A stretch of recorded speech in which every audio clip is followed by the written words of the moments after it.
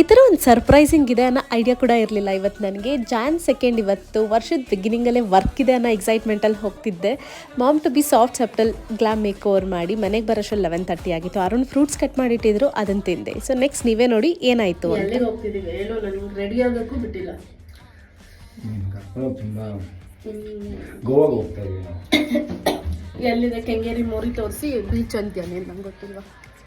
ಕುತ್ಕೊಂಡು ಕನ್ಫ್ಯೂಸಲ್ಲಿ ಮಿಣ ಅಂತ ಕಂಡುಬಿಡ್ತಿದ್ದೀನಿ. ನಾನು ಬೈಕ್ ತೊಗೋತಾ ಇದ್ದೀನಿ ಹೊಸದು. ನಾನು ಈ ಬೈಕ್ ಚೆನ್ನಾಗಿದೆ, ನಾನು ತೊಗೊಳ್ತೀನಿ.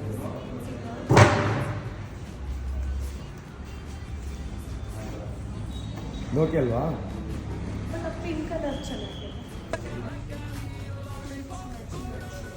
ನೋಡಿ ನಾನು ಗಾಡಿ ತೊಗೋತಾ ಇದ್ದೀನಿ.